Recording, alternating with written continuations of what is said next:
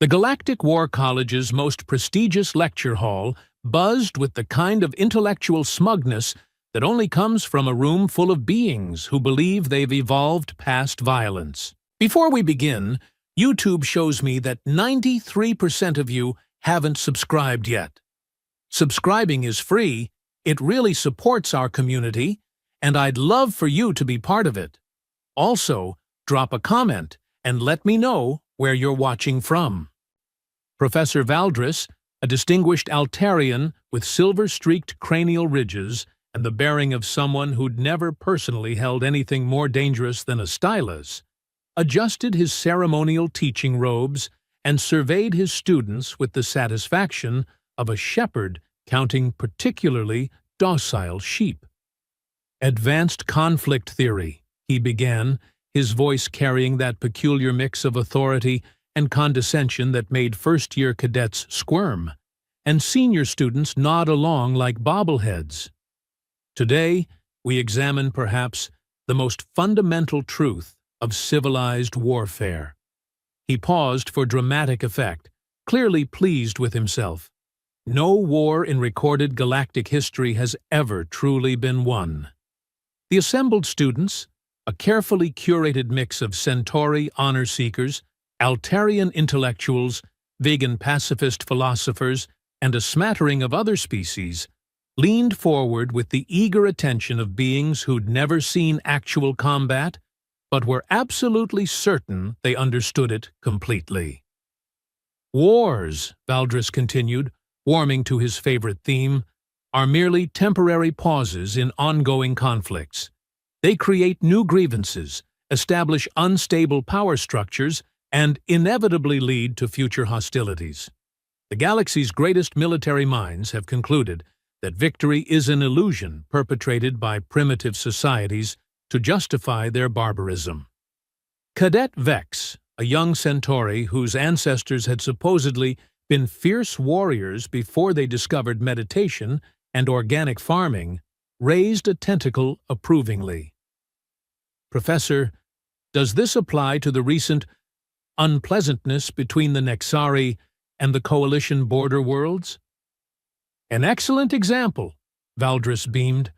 "What some called a coalition victory merely pushed the conflict underground. The Nexari are regrouping, the border worlds remain unstable, and tensions continue to simmer. No one truly won, because no one ever can." Lix, an Altarian administrative coordinator auditing the class, made careful notes on her datapad, occasionally glancing at the holographic displays showing historical battle formations with the kind of academic detachment usually reserved for studying extinct insects. In the back row, almost unnoticed among the more physically impressive alien students, a human raised his hand. The gesture was so casual, so unremarkable, that it took several moments for Valdris to notice. "Ah, yes. Bryce, wasn't it?"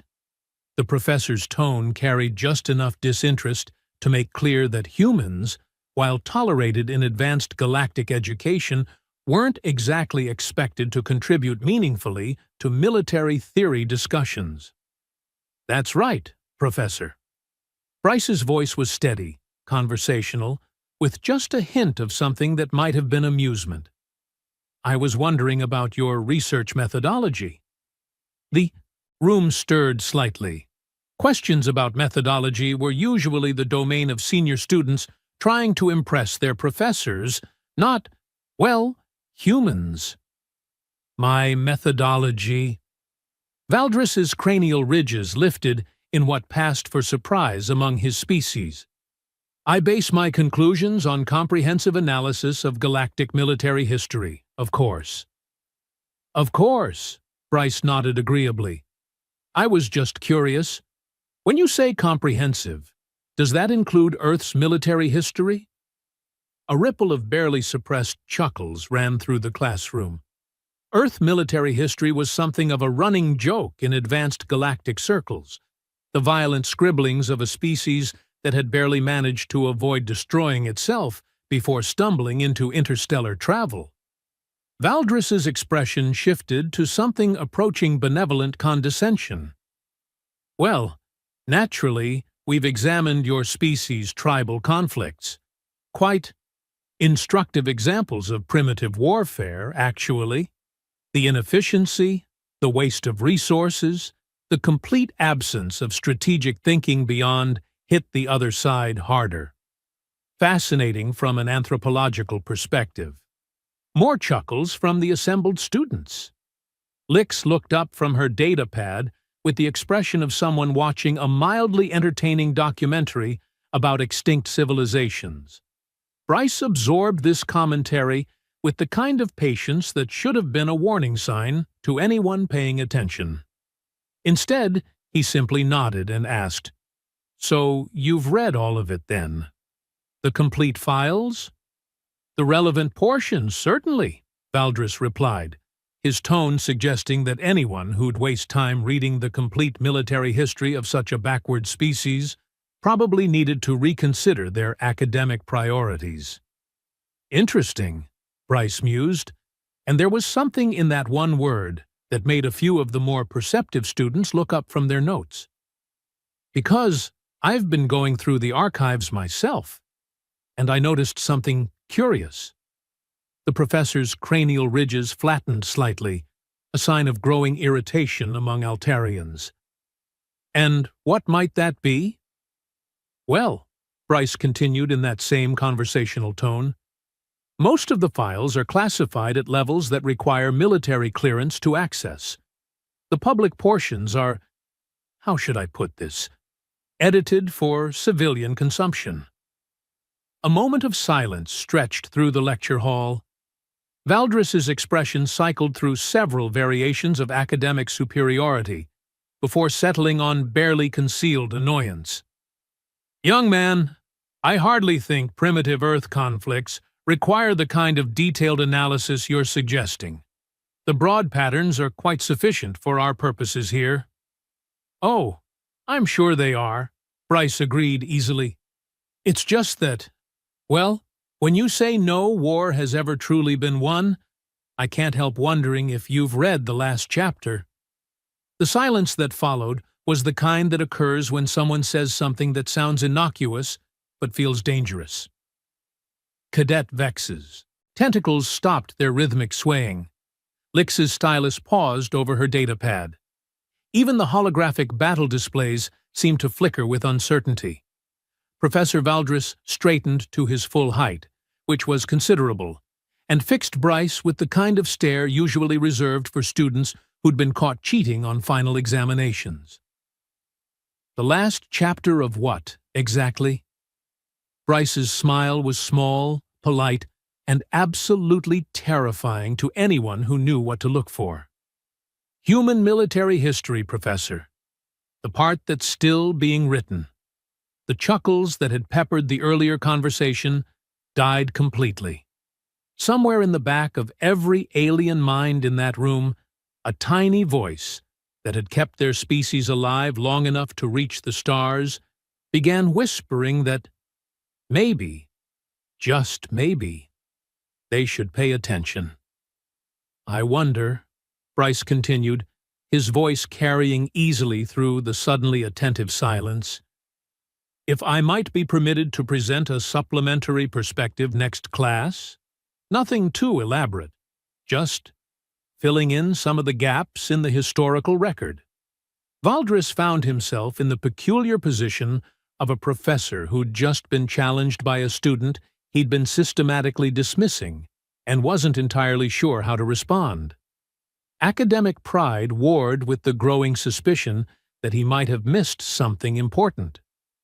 "I suppose that would be acceptable," he said finally, his voice lacking its earlier confidence. "Though I hardly think human tribal warfare will significantly alter our understanding of galactic military theory."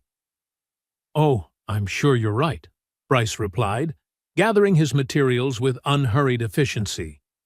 "After all, what could humans possibly know about winning wars?"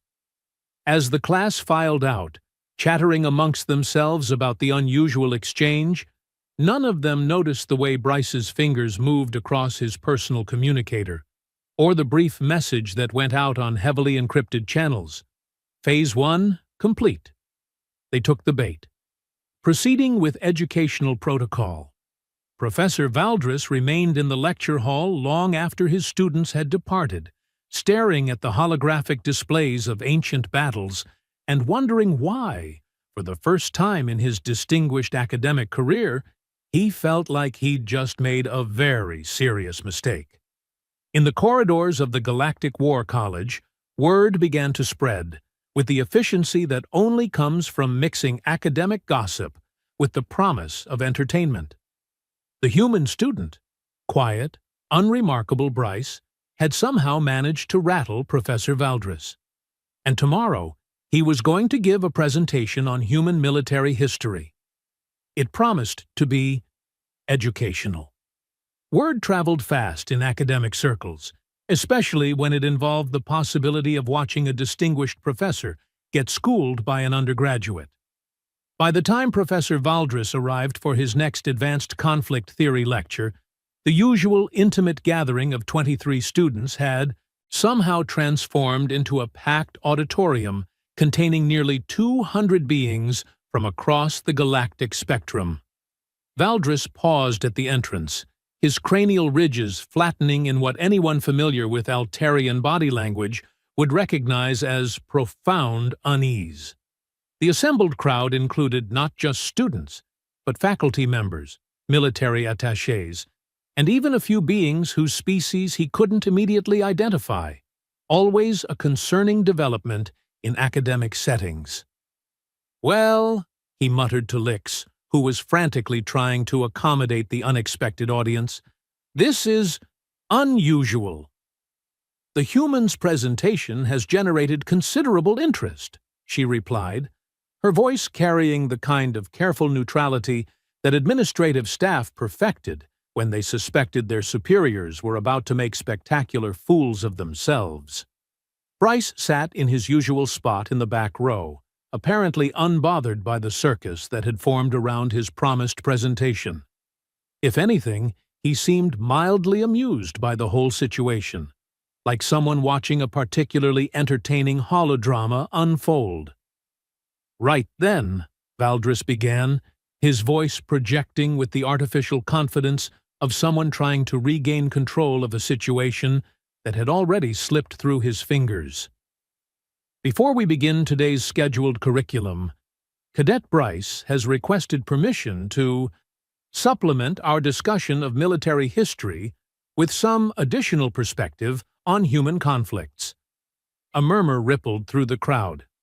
In the front row, Cadet Vex's tentacles betrayed his excitement with rapid color shifts, while several senior faculty members leaned forward, with the kind of anticipation usually reserved for watching promising students defend doctoral dissertations. Bryce stood with the unhurried grace of someone who'd done this before, though when exactly he might have presented to crowds of this size was unclear from his academic record. "Thank you, Professor," he said, activating a personal holographic projector that looked considerably more sophisticated than standard student equipment. "I thought we might start with some basic examples from human military history, just to establish context." The first image that materialized was almost laughably primitive. Ancient warriors with bronze weapons clashing on what appeared to be a dusty plain. "This is the Battle of Kadesh, fought in 1274 BCE by your calendar," Bryce began conversationally. "Egyptian forces under Ramesses II versus the Hittite Empire. Roughly 50,000 combatants total, using weapons that most of you would consider barely functional." A few chuckles from the audience. This was exactly what they'd expected from human military history. Primitive beings hitting each other with sharp sticks. "The interesting thing," Bryce continued, seemingly oblivious to their amusement, "is that Ramesses was completely outmaneuvered, surrounded, outnumbered, facing almost certain annihilation. Any rational commander would have surrendered." "And did he?" called out someone from the middle rows. clearly expecting the punchline to this quaint historical anecdote. Bryce's smile was small and sharp. He charged. The hologram shifted, showing tactical movements with surprising detail and accuracy. Single-handedly broke through enemy lines, rallied his scattered forces, and turned what should have been a massacre into a strategic withdrawal that ultimately favored Egypt. The chuckles died down slightly. Professor Valdres cleared his throat with the authority of someone who'd spotted an obvious flaw in student logic. An interesting story, Bryce, but surely you can see how this supports my thesis. Both sides claimed victory. The conflict continued for years afterward, and nothing was ultimately resolved. A perfect example of warfare's futility. Oh, absolutely, Bryce agreed readily. Let's look at a few more examples. What followed was a carefully orchestrated march through human military history that started innocuously enough but began to follow a disturbing pattern. Marathon, where vastly outnumbered Greeks charged Persian forces across an open plain, and somehow won. Thermopylae, where 300 Spartans held off an army of hundreds of thousands.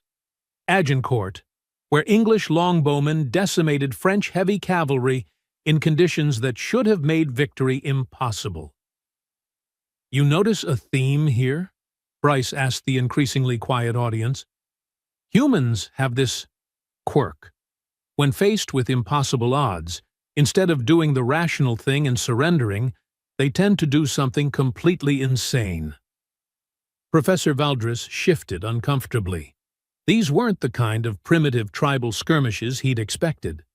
The tactical complexity, the strategic implications, the sheer scale of some of these conflicts, it was beginning to paint a picture of human military development that didn't match the official academic consensus. But surely, interrupted Dr. Hector, a distinguished vegan military theorist from the third row, these are isolated incidents? Cherry-picked examples designed to present humans in an artificially favorable light? Bryce paused his presentation and turned to face the vegan professor directly. You think I'm being selective? I think, Doctor. Hector replied with the confidence of someone who'd written extensively on military theory without ever experiencing combat, that every species has examples of exceptional military performance. It hardly demonstrates systematic capability. Fair point, Bryce acknowledged. Let's try a broader sample. The holographic display exploded into complexity, showing hundreds of conflicts simultaneously. Medieval sieges, naval battles, industrial warfare, campaigns that spanned continents and involved millions of combatants. The sheer scale of human military activity was staggering. This covers roughly 3,000 years of recorded human warfare, Bryce explained. I've highlighted in blue the conflicts where humans faced numerically superior forces, better technology, or significant strategic disadvantages. The display was mostly blue. And in red, the conflicts where humans ultimately achieved their strategic objectives despite these disadvantages. Nearly all the blue turned red. A profound silence settled over the auditorium. This wasn't a collection of inspiring stories or cherry-picked examples. This was a systematic demonstration that humans had been winning impossible wars for millennia. Professor Valdres found his voice first, though it carried less authority than usual. Historical records can be unreliable. Surely there's some bias in the reporting, some cultural tendency to exaggerate victories and minimize defeats? Could be, Bryce agreed amicably. Let's look at some third-party verification. The display shifted to show conflicts where human military units had fought alongside or against non-human forces since first contact. Mercenary companies, advisory roles, peacekeeping missions, all documented by non-human observers and military analysts. This is from your own military archives, Bryce noted, highlighting several files with Altarian classification codes. Human military contractors hired to resolve the Centauri succession crisis 3 years ago. Initial projection: 6-month campaign with 60% probability of success. The data showed actual results. Conflict resolved in 6 weeks with minimal casualties. The Vegan trade route interdiction problem? Another file appeared. 2-year estimate, significant resource expenditure projected. Resolved in 4 months. The Rigelian piracy situation that had been ongoing for 15 years? 6 weeks. Cadet Vex's tentacles had gone completely still, a sign of deep shock in his species. But these were complex political situations. Military force alone couldn't. Military force alone, no, Bryce agreed. But humans don't use military force alone. They use it in combination with psychological warfare, diplomatic pressure, economic leverage, intelligence operations, and half a dozen other techniques that your military academies don't teach because you consider them uncivilized. Dr. Hector leaned forward, his earlier confidence evaporating. Are you saying that human military doctrine is fundamentally different from accepted galactic standards? Bryce's expression shifted almost imperceptibly, and for just a moment, something predatory flickered behind his eyes. I'm saying that most galactic species developed military theory during periods of abundance, when conflicts were luxury problems that could be resolved through negotiation and compromise. He paused, letting that sink in. Humans developed military theory during periods of scarcity, when losing meant extinction and winning meant your children got to eat. The holographic display flickered and changed one final time, showing a real-time tactical map of current galactic conflict zones. Red indicators marked active combat areas, yellow showed brewing tensions, and green represented stable regions. Which brings us, Bryce said quietly, to the present situation. Professor Valdris stared at the display with growing horror. The map showed far more active conflicts than officially existed. Proxy wars, shadow campaigns, and brush-fire conflicts that weren't making galactic news because they were being resolved too quickly for proper media coverage. And in every single case, human military contractors were involved. The thing about winning wars, Professor, Bryce continued conversationally, is that it's not about being the strongest, or the smartest, or the most technologically advanced. It's about being willing to do whatever it takes to achieve your objectives while your opponent is still trying to figure out the rules. He looked directly at Professor Valdris, and his smile held no warmth whatsoever. The question isn't whether wars can be won. The question is whether civilized species are willing to pay the price of winning them. In the stunned silence that followed, the only sound was the soft chiming of Professor Valdris's personal communicator, indicating an urgent message from the Altarian Defense Ministry. The message was brief. Request immediate consultation on human military capabilities. Nexari's situation deteriorating. Bryce, somehow, was still smiling. Professor Valdris stared at his communicator's urgent message with the expression of someone watching their entire worldview collapse in real time. Around the packed auditorium, the assembled academics, military attachés, and curious onlookers had gone silent with the kind of stillness that preceded either enlightenment or catastrophe. "Problem, Professor?" Bryce asked with the casual tone of someone inquiring about the weather, though anyone paying attention would have noticed that his presentation materials remained active and ready. This can wait," Valdris managed, though his voice carried all the conviction of wet paper. "Please, continue with your educational supplement." Bryce's smile widened fractionally. "Actually, that message is probably relevant to what we're discussing. The Nexari situation, if I had to guess. The collective intake of breath from 200 beings created a sound like atmospheric decompression. Valdris's cranial ridges went completely flat, the Altarian equivalent of a human going pale. "How could you possibly—" he began, then stopped himself, clearly realizing that asking a human how they'd acquired classified information might not be the wisest course of action. "Let's call it an educated guess," Bryce replied.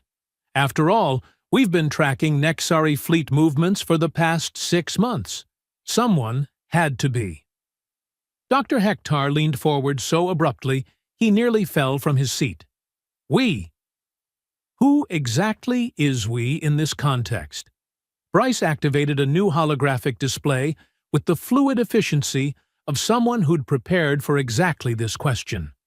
What appeared was a 3-dimensional tactical map showing the entire Nexari border region in real time, complete with ship positions, patrol routes, and force compositions that were definitely not public information.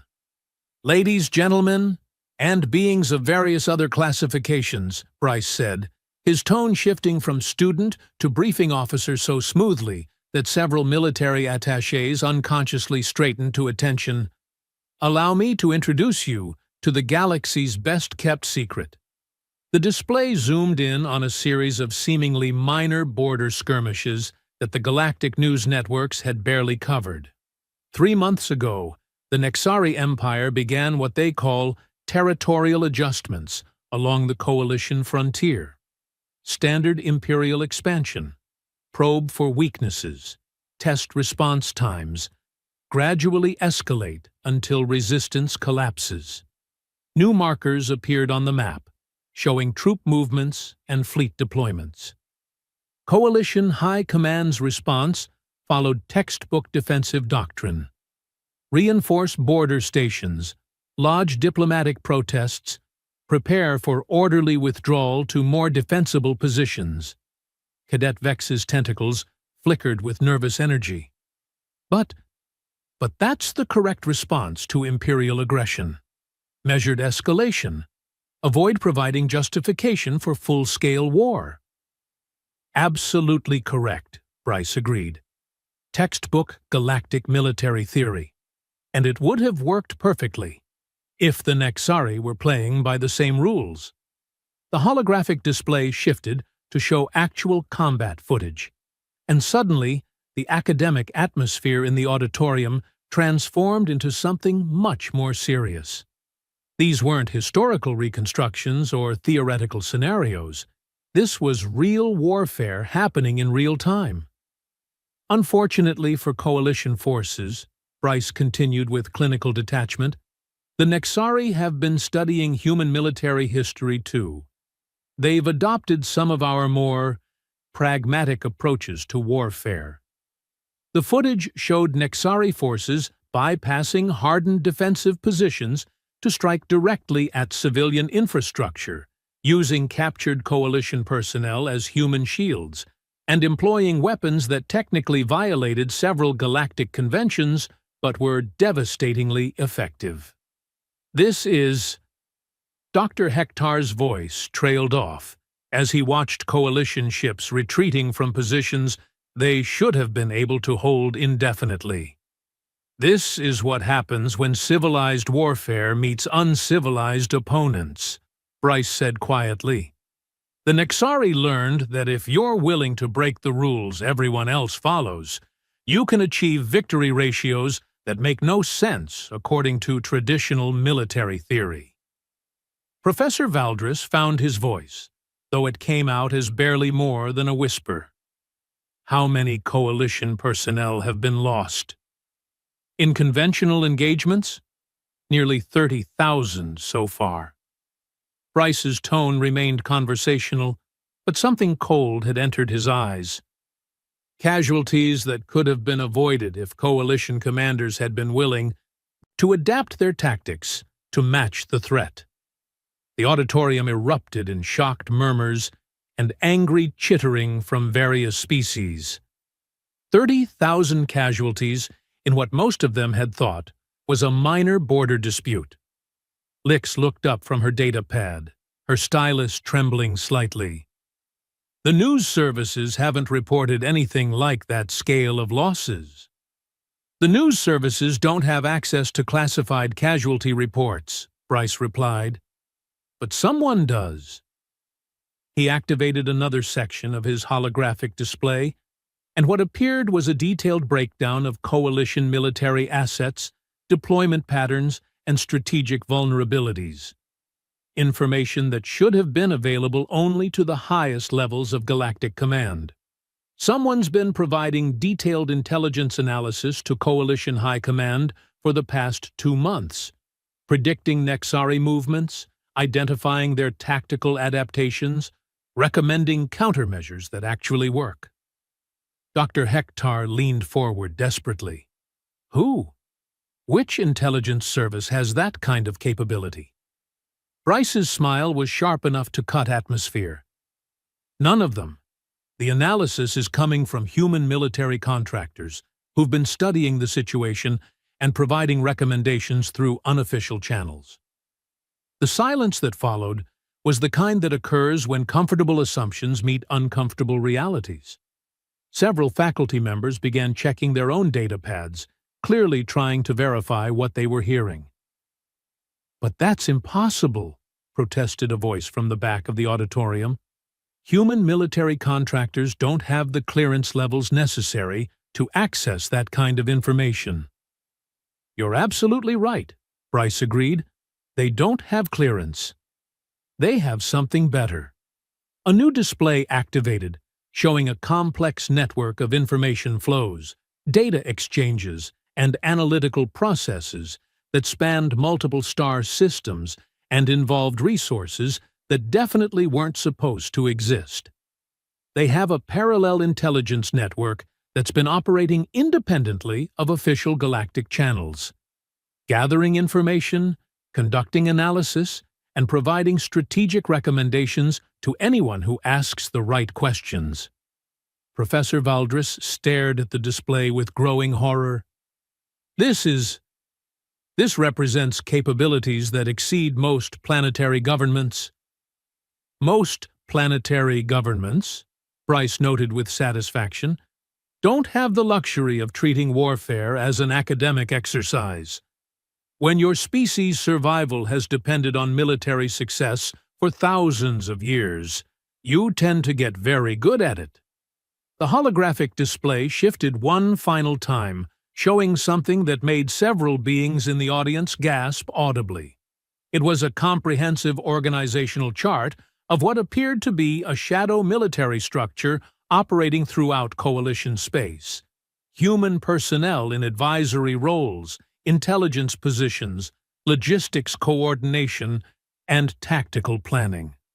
"The thing is," Bryce continued conversationally, "while the Coalition has been treating the Nexari situation as a manageable border dispute, certain elements of the human military community have been treating it as exactly what it is: the opening phase of a full-scale imperial expansion." Cadet Vex's tentacles had gone rigid with shock. "Are you saying that humans have been preparing for a war that hasn't officially started?"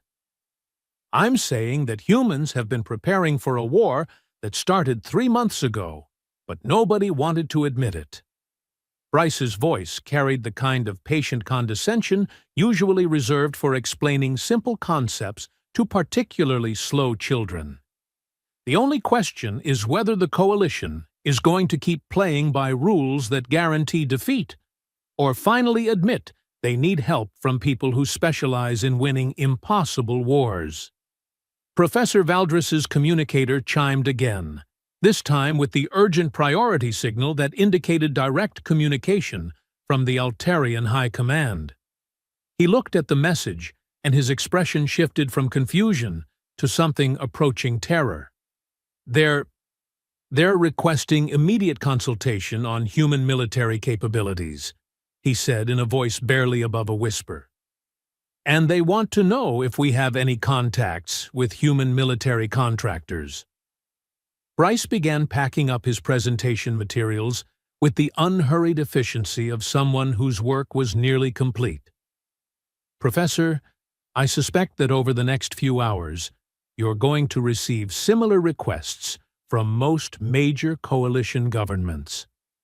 He paused at the auditorium exit and turned back to address the stunned assembly one final time. The question isn't whether wars can be won. The question is whether the coalition wants to keep losing this one. But Bryce didn't leave. Instead, he turned back to the podium with the measured pace of someone who wasn't quite finished delivering bad news. Actually, he said, his voice cutting through the rising murmur of panicked conversations, there's one more thing you should probably know. The auditorium fell silent again, though this time the silence carried a different quality, the kind of breathless attention that comes from watching a controlled demolition unfold in slow motion. While we're talking about human military contractors and parallel intelligence networks, Bryce continued, reactivating his holographic display, I should mention that some of those contractors have been operating a lot closer to home than you might think. A new map materialized, showing not the distant Nexari frontier, but the local star systems surrounding the Galactic War College itself. Dozens of markers appeared, indicating what appeared to be military installations, supply depots, and communication arrays. Dr. Hector squinted at the display, his expression shifting from confusion to dawning horror. Those are coalition military bases. Correct, Bryce confirmed. Now, watch what happens when I overlay the human contractor presence. New markers appeared, green dots scattered throughout the coalition infrastructure like an infection spreading through a body. They were everywhere. Logistics coordinators, tactical advisors, intelligence analysts, training instructors, and equipment specialists. This can't be accurate, protested Cadet Vex, his tentacles twitching with nervous energy. Humans don't have that kind of penetration into coalition military structure. You're right to be skeptical, Bryce agreed amiably. Let me provide some verification. The display zoomed in on the War College itself, revealing a detailed organizational chart that showed human personnel embedded throughout the institution's structure. Not as students or visiting lecturers, but as permanent staff members whose true roles had been carefully obscured. Commander Zhen, for example, Bryce highlighted a particular entry, has been serving as Deputy Director of Strategic Analysis for the past 18 months. Officially, she's listed as a Centauri Military Exchange Officer. Professor Valdris's cranial ridges began twitching, a sign of extreme agitation. That's impossible. I've worked with Jen personally. She's clearly Centauri. Extensive biosculpting and identity manipulation, Bryce explained with clinical detachment. Standard deep cover protocols. Jen completed her actual military training at the Terran Special Operations Academy before undergoing surgical modification to pass as Centauri. The holographic display shifted to show photographs and biological scans that clearly demonstrated the progression from human to apparent Centauri physiology.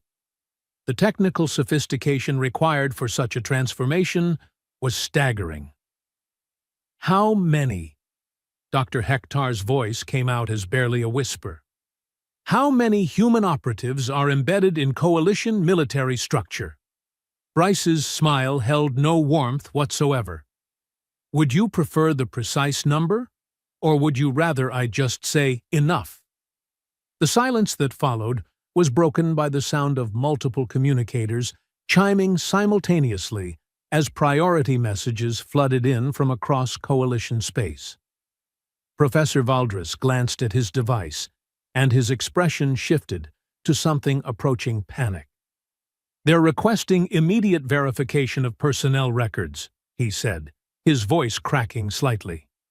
"The Altarian Defense Ministry wants background checks on all non-Altarian staff members. Similar requests are probably going out across the coalition right about now," Bryce observed, "though I should mention that the embedded personnel aren't the real problem." Every being in the auditorium turned to stare at him with expressions ranging from shock to outright terror. "The real problem," Bryce continued conversationally, "is that human military doctrine doesn't just involve winning wars. It involves ensuring that the conditions for future wars are eliminated entirely." A new section of his holographic display activated, showing what appeared to be economic data, trade relationships, and resource allocation charts spanning the entire coalition. "While you've been teaching classes about the futility of warfare, human economic analysts have been quietly restructuring coalition supply chains to create strategic dependencies. Critical manufacturing, advanced technology, rare mineral processing, all gradually concentrated in systems with significant human contractor presence. Cadet Vex's tentacles had gone completely still. You're talking about economic conquest." "I'm talking about strategic positioning," Bryce corrected. "When the Nexari threat is finally resolved, and it will be resolved, the coalition is going to find itself in the interesting position of being dependent on human expertise for virtually every aspect of its military and economic infrastructure." Dr. Hector stood abruptly, his academic composure finally cracking. This is a systematic infiltration of sovereign governments. This is what victory looks like when you're playing a longer game than your opponents," Bryce interrupted. "The Nexari think they're fighting a territorial expansion war. The coalition thinks they're managing a border dispute. But humans, we've been positioning for post-conflict reconstruction since before the shooting started." Professor Valdres's communicator was now chiming continuously with incoming priority messages. He glanced at the display, and his expression shifted to something beyond panic. Pure existential dread. "They want to know," he said, in a voice that seemed to come from very far away, "how to contact human military leadership for immediate consultation on surrender terms." "Surrender?" Bryce's eyebrows rose in apparent surprise. "Professor, nobody's talking about surrender. We're talking about partnership." He began gathering his materials again, this time with the satisfaction of someone whose work was truly complete. The coalition gets to win an impossible war against a superior enemy. Humans get recognition as the galaxy's premier military specialists. Everyone wins. He paused at the auditorium exit and delivered his final line with the kind of casual devastation that would be remembered in military academies for generations. "Well, everyone except the Nexari. But then again, someone has to lose, and it might as well be the species that thinks intimidation is a sustainable military strategy." As Bryce finally departed, leaving behind an auditorium full of beings whose understanding of galactic power structures had just been permanently shattered, the only sound was the continuous chiming of communicators receiving messages from governments that had suddenly realized they'd been playing a game whose rules they never understood. And in the depths of space, human fleet elements that officially didn't exist began moving toward the Nexari frontier with the purposeful efficiency of pieces on a chessboard that had been in position since the game began. The Galactic War College's Emergency Assembly Hall hadn't seen this much activity since the Vegan Peace Accords 40 years earlier. What had started as a simple academic presentation had somehow transformed into an impromptu galactic crisis summit. with representatives from every major coalition government cramming into a space designed for formal ceremonies, not existential panic. Professor Valdris stood at the center of it all, looking like a man who'd accidentally started a revolution by asking the wrong question at the wrong time. His cranial ridges had developed a nervous twitch that made him appear to be perpetually questioning his life choices, which, given the circumstances, was probably accurate. "Ladies and gentlemen," announced Admiral Thekmore, the coalition's supreme military commander, whose emergency arrival had transformed the academic discussion into something with actual consequences. "We have a situation." The assembled dignitaries, Altarian defense ministers, Centauri war caste leaders, vegan philosophical military advisors, and representatives from a dozen other species turned their attention to the holographic display that now dominated the chamber. It showed the Nexari frontier in real time, and the picture was not encouraging. As of 6 hours ago, Admiral Thekmore continued with the grim efficiency of someone delivering a terminal diagnosis, Nexari Imperial forces launched what they're calling final territorial adjustments along our entire border. 12 star systems are under direct assault, and our conventional forces are struggling. Struggling was diplomatic language for getting systematically obliterated, and everyone in the room knew it. Coalition High Command projects complete frontier collapse within 96 hours, the Admiral added, his voice carrying the weight of military failure across multiple star systems. After that, they'll have clear approach vectors to core coalition worlds. The chamber erupted in the kind of controlled panic that occurs when civilized beings realize their civilization is about to end. Diplomatic protests, strategic suggestions, and economic warfare proposals flew through the air like debris from an explosion. Then Bryce walked in. He didn't make a dramatic entrance. No fanfare, no announcement, no visible entourage. He simply appeared at the chamber's main entrance with the quiet confidence of someone who belonged there more than anyone else in the room.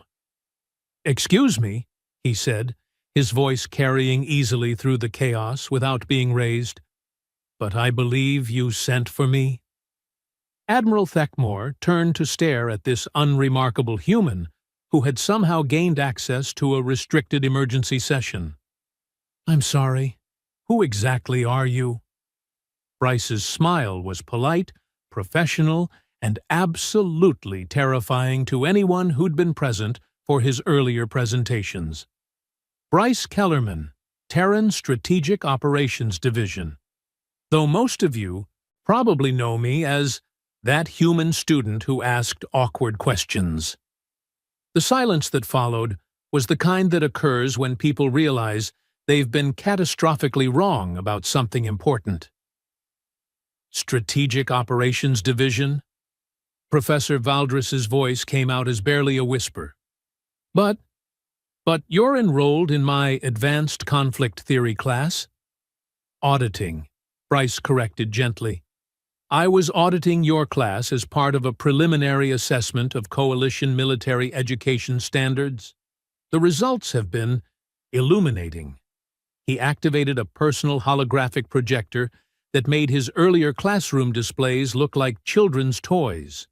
What materialized was a three-dimensional tactical situation map showing the entire Nexari border conflict in stunning detail. "Now then," Bryce continued with the brisk efficiency of someone who had work to do, "I understand you're having some difficulties with territorial adjustments." Admiral Thekmore gestured helplessly at the display, showing coalition forces in full retreat. "Our entire defensive strategy is collapsing. The Nexari are using tactics that violate every principle of civilized warfare." "Yes, they are," Bryce agreed. "Fortunately, we anticipated that." The tactical map shifted, revealing movement patterns and fleet positions that definitely hadn't been there moments before. Human military units, officially non-existent according to galactic records, were deploying throughout the battle zone with the precision of a choreographed dance. "You see," Bryce explained conversationally, "while you've been teaching classes about how wars can't be won, we've been positioning assets to win this particular war. The Nexari expansion was always inevitable. Imperial species don't reform. They expand until someone stops them." A new section of the display activated, showing Nexari fleet movements that were suddenly running into unexpected resistance. Human ships that weren't supposed to exist were engaging Imperial forces with weapons that shouldn't have been possible, and tactics that made no sense according to accepted military theory. "This is impossible," breathed Dr. Hector, who had somehow managed to gain access to the emergency session. "Human military technology isn't advanced enough to engage Nexari dreadnoughts." "You're absolutely right," Bryce confirmed. "Human military technology, by itself, isn't sufficient, which is why we didn't limit ourselves to human technology." The holographic display zoomed in on individual engagements, showing human ships that had been extensively modified with technology from across the galaxy. Altarian shield generators, Centauri weapon systems, vegan propulsion technology, and innovations from dozens of other species. While coalition governments have been maintaining strict technology sharing restrictions, Bryce explained, human contractors have been quietly acquiring technical specifications through alternative channels, reverse engineering, industrial espionage, strategic partnerships with disaffected scientists. Whatever worked. Admiral Thekmore stared at the display with growing amazement as Nexari forces began retreating from positions they'd held for months. "How long have you been planning this?" "Since first contact," Bryce replied without hesitation. "Humans don't just prepare for the wars they're fighting. We prepare for the wars we might have to fight 20 years from now." The Nexari expansion was always going to happen. The only question was whether the coalition would be ready for it. The tactical display showed the stunning conclusion of what had appeared to be an impossible military situation. Nexari Imperial forces, faced with human units that fought like nothing they'd ever encountered, were beginning a general withdrawal that looked suspiciously like a rout. But how? Cadet Vex's question came from somewhere in the crowded chamber. "How did you coordinate this without any of our governments knowing?" Bryce's smile widened to show teeth. "Who says your governments didn't know?" "Commander Zhen, would you care to explain the administrative details?"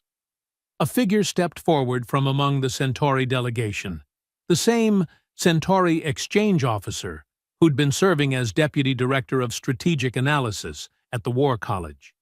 Except now, her bio-sculpted features were shifting back to reveal distinctly human characteristics.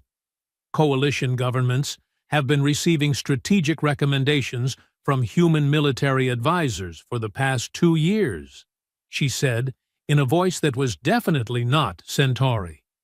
"Every major military decision, every resource allocation, every personnel assignment, all influenced by analysis from Terran strategic operations." The chamber erupted in accusations, denials, and the kind of diplomatic chaos that occurs when sovereign governments realize they've been managed like children for years. Admiral Thekmore raised his voice above the din. "Are you telling us that this entire crisis has been orchestrated?" "Not orchestrated," Bryce corrected. "Anticipated, prepared for, and resolved." The Nexari expansion was going to happen with or without our involvement. The only difference is that, with our involvement, the coalition survives it. He began gathering his materials with the satisfaction of someone whose work was finally complete. The Nexari Empire will spend the next several decades reconsidering their expansion policies. The coalition will emerge from this crisis stronger, more unified, and significantly more militarily capable than before.